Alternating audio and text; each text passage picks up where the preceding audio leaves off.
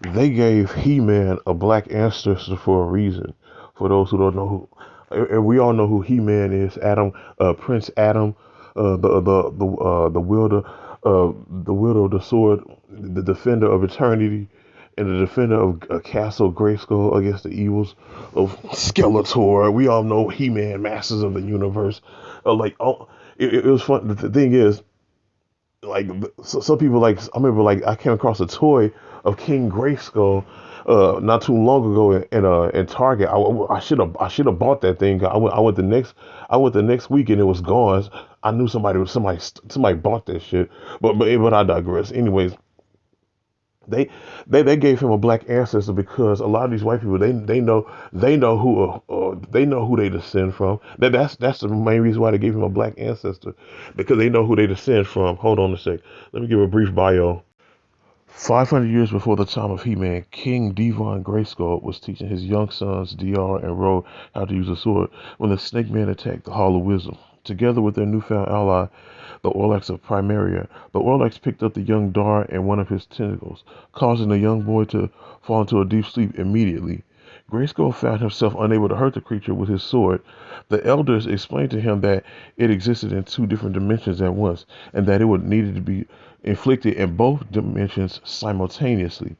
Grayskull had to forge himself a new weapon using a special kind of dark ore he obtained from the Scareglow in the realm of Subternia, and with the help of the trolling magesmiths by merging the newly created sword.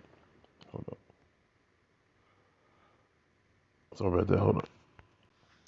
With his own Pretendian weapon, he created the sword of power that would be used by him and many champions of Eternia to follow. Grayskull was finally able to defeat the Orlax and cut off the limb that held his son. Unfortunately, the young Dar did not wake from his slumber.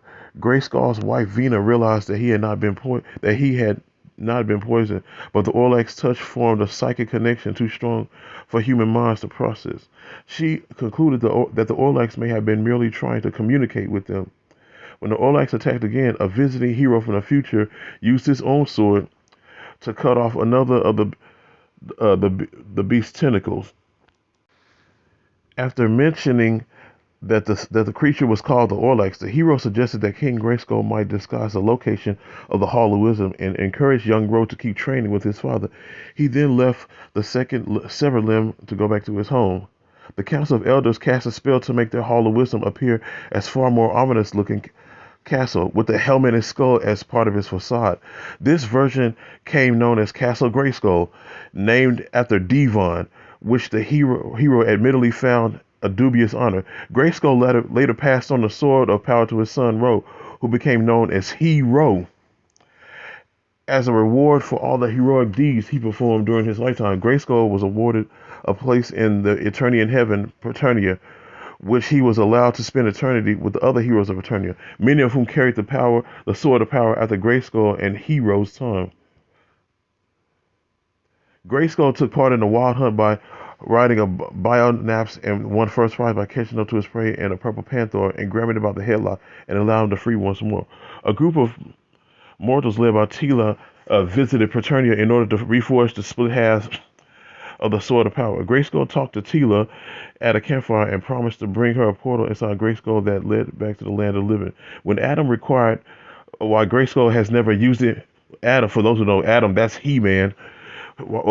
He inquired why Grayskull has never used it himself. He answered that he had discovered he had not been truly living until he entered the afterlife and did not want to leave. Besides, once he left, he would not be allowed back into Paternia.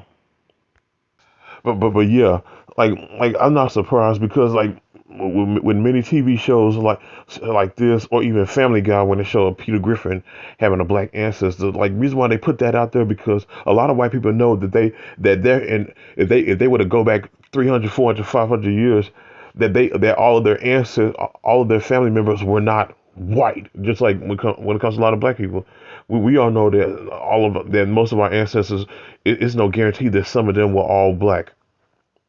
But like, here's the thing. They made, like I said, they made this concept because they know white people, Indians, Native Americans, all these people come from us.